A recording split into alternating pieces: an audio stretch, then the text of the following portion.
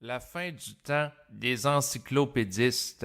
Avertissement par rapport aux propos tenus dans le cadre de cet enregistrement. Je vous ne demande pas de croire ce qui est dit, mais plutôt de vérifier par vous-même si cela est réel avec votre ressenti ou votre intellect. Bonne écoute.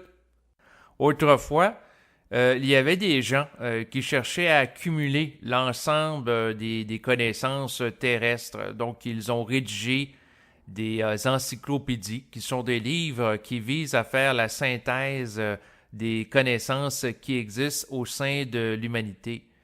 Donc, c'est sûr qu'au 18e siècle, au 19e siècle, 20e, puis là, on est entré dans le 21e, d'accumuler des connaissances, ça a participé au développement de l'intellect.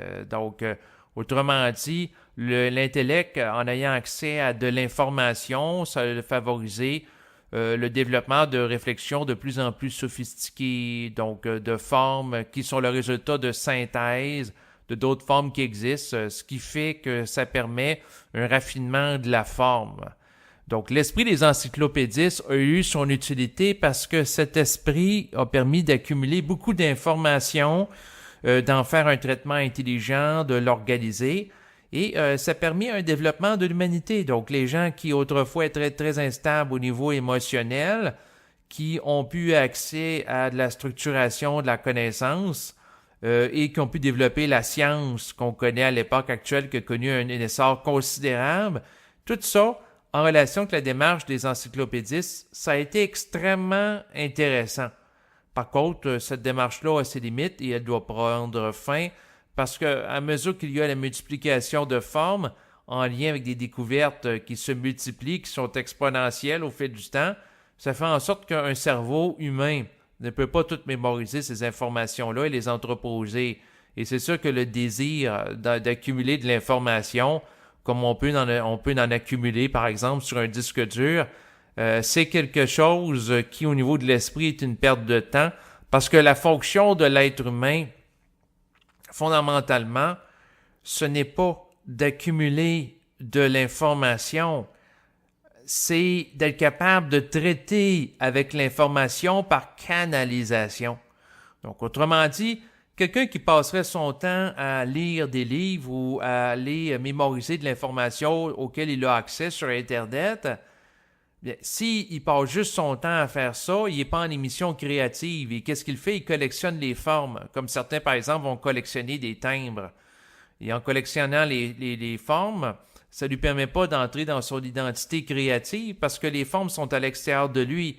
Donc, il va sans doute avoir une conception de lui-même comme étant un vase qui doit être rempli. Donc, comme une cruche qu'on doit remplir, par exemple, de l'eau qui peut représenter symboliquement la connaissance. Donc, qu'on va verser de l'eau dedans. Puis on va remplir quelqu'un. Donc, ça, c'est une vision du rapport à la connaissance. Alors que l'homme nouveau, qui a accès à la fusion avec l'esprit qui est détenteur de toute forme de savoir, sera plutôt au contraire un vase, un foyer en fait de rayonnement qu'il faut allumer. Et c'est à travers le phénomène de la parole vibratoire qu'il va pouvoir parler, qu'il va se donner accès d'une manière instantanée et immédiate à toute forme de connaissance auquel il a besoin dans le moment présent par canalisation. Donc, il y aura un fonctionnement psychique beaucoup plus allégé. Parce qu'en réalité, d'avoir accès à de la connaissance, ça a son utilité temporaire dans le cadre du développement d'un individu.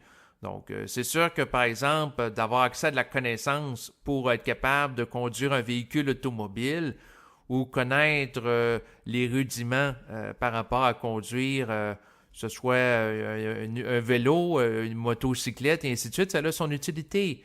Sauf que l'homme ne doit pas vivre au fil du temps de connaissances parce que c'est comme s'il serait coincé à une étape de développement.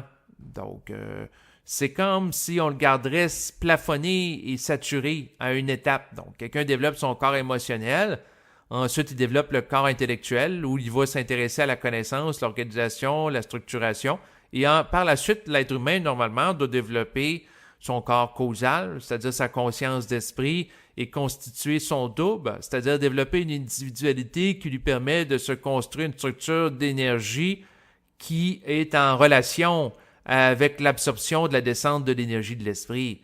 Éventuellement, l'être humain doit en venir à ça parce que si il fait juste accumuler des formes, il ne développe pas une créativité. Il développe la capacité de reproduire des éléments déjà existants, ce qui fait en sorte qu'il ne peut pas se renouveler créativement. Et s'il ne se renouvelle pas créativement, il ne peut pas être libre psychiquement puis être autonome dans l'autogénération d'un savoir par lui-même. Donc, c'est tout simplement ce que je voulais mentionner. Donc, c'est sûr qu'à l'époque des encyclopédistes, de vouloir, par exemple, regrouper par écrit et de rédiger des encyclopédies pour faire la synthèse de toutes les informations qui existent au niveau scientifique, c'est une démarche qui était intéressante, qui a permis un certain degré d'évolution, mais si la personne passe l'essentiel de son temps dans sa vie à accumuler de la connaissance, ben, la personne va se retrouver à connaître une souffrance intellectuelle, donc des maux de tête, parce que le cerveau humain n'a pas été conçu pour accumuler et entreposer le savoir, la connaissance d'une manière infinie, parce qu'en réalité, l'être humain a été conçu plutôt pour avoir accès, tant qu'il y a à transiger avec la forme, parce qu'il n'est pas totalement télépathique, puis il n'a pas totalement intégré le processus de la fusion, oui, avoir accès à la connaissance, c'est utile, mais de manière temporaire, dans son évolution. Et lorsqu'il pourra avoir accès à plus, ben, il va délaisser la connaissance pour émettre vibratoirement le savoir à travers sa parole vibratoire. Donc ça, c'est la façon que je vois ça. Avoir accès à un vocabulaire varié en lisant des encyclopédies ou des articles scientifiques, ça a son utilité dans le sens de lui permettre d'avoir accès à des formes raffinées pour exprimer le réel à travers sa parole. Donc, autrement dit, de faire la lecture peut servir à piger des mots dans le livre, des formes, pour exprimer le réel avec précision, avec clarté, avec limpidité. Mais si c'est de lire des livres dans l'optique de mémoriser ce qui a été dit dans le passé pour le répéter, la personne garde une conscience réflexive qui fait en sorte qu'il est soumis à des formes plutôt qu'être libre de ces dernières et de les utiliser pour supporter le mouvement créatif qui va émerger d'elle.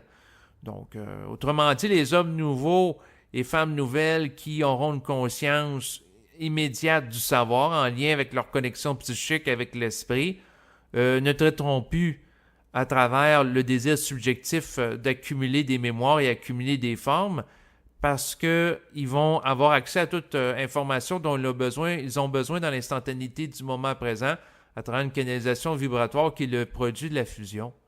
Donc, autrement dit, s'ils ont besoin de quelque chose, un peu comme un individu qui va ouvrir la champlure d'un robinet, il ouvre la champlure pour avoir accès à de l'eau. Puis lorsqu'il n'y a plus besoin d'eau, ben, il va fermer la champlure tout simplement. Il va couper le canal, il va couper la liaison psychique avec l'esprit et l'utilisation en fait de sa conscience pour aller sur le plan mental, pour aller épuiser l'information requise. Donc il va arrêter ça s'il veut se reposer du traitement des informations qui s'y trouvent. Donc, il n'y a pas besoin d'accumuler l'eau dans un bassin parce qu'il verrait l'eau comme étant quelque chose qui est le résultat d'une pluie aléatoire qu'il ne contrôle pas et qui arrive quand que ça arrive. Donc, quelqu'un qui a l'impression de ne pas avoir accès immédiat au savoir, ben, il va avoir tendance à accumuler parce qu'il peut vivre la peur de manquer éventuellement de connaissances ou de savoir, alors que lorsqu'il entre dans son identité réelle, il réalise que c'est une illusion parce que son essence qu'il intègre et qu'il vit avec elle une communion psychique et savoir. Donc, de par sa nature, l'esprit est savoir. Donc, c'est impossible qu'un individu qui vit en unité psychique avec l'esprit puisse manquer d'informations ou de savoir parce que tout lui est donné intérieurement puis ça émerge. Puis l'esprit est créatif puis s'auto-génère dans son mouvement. Donc, c'est sûr que plus qu'un individu intègre l'esprit, plus qu'il peut perdre d'intérêt à accumuler puis chercher de la connaissance et du savoir parce qu'il y a la sensation, il y a la perception que tout lui est donné dans le moment présent. Donc, autrement dit, ce que ça veut dire, c'est que des démarches qui pourraient consister à ce qu'une personne se fasse, par exemple, mis en relation son cerveau physique avec une interface d'ordinateur dans l'optique d'augmenter sa capacité de mémoriser des choses, c'est des démarches qui deviennent futiles parce que toute l'information est là, il ne suffit que la puiser. Donc, toute l'information est disponible dans le cosmos Il suffit que l'individu, par sa force de pénétration psychique, aille la chercher au moment opportun. Puis lorsqu'on a la vibration, il va chercher ce qu'il a besoin. Puis lorsqu'on n'a plus la vibration, il arrête d'aller chercher de l'information. Donc l'individu doit être totalement autonome. Il ne doit pas avoir besoin de se brancher à un iCloud de réseau d'Internet ou informatique pour avoir accès à de l'information. Il doit se brancher tout simplement sur sa propre ressource, son propre esprit. Puis avec ça, il n'y a pas de problème de perte ou de bris de réseau. Dans le sens que quelqu'un qui est branché à l'esprit, bien cette personne-là peut se retrouver en nature. Puis là, si le téléphone cellulaire ne fonctionne pas ou sa connexion avec Internet ne marche pas, c'est pas un problème. Parce que s'il est en unité avec l'esprit, peu importe l'endroit qu'il se trouve sur la Terre, qu'elle soit desservie ou non par des antennes ou un réseau de télécommunications, ça ne change rien parce qu'il est branché intérieurement sur l'esprit. Donc, il a accès à tout le temps. Puis pour avoir accès à l'esprit, c'est sûr que l'individu, faut qu'il vive la fusion comme préalable. Et pour vivre la fusion, c'est pas l'individu qui le décide, c'est l'esprit qui évalue lorsqu'il est prêt, puis il descend sur lui. Puis lorsque l'individu est en contact avec l'esprit, il a juste à intégrer l'énergie, puis traiter avec elle. Puis à mesure qu'il intègre l'esprit, à mesure que le désir subjectif d'accumuler de l'information va diminuer en proportion, parce que quelqu'un qui est en contact avec l'esprit a un sentiment de plénitude qui va remplir le vide intérieur qu'il avait autrefois, qu'il pouvait chercher à combler en allant accumuler de l'information qui provient d'Internet, de livres ou de revues scientifiques.